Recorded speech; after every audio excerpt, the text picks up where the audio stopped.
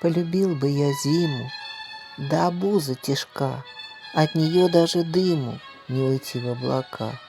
Эта резаность линий, этот грузный полет, этот нищенский синий и заплаканный лед.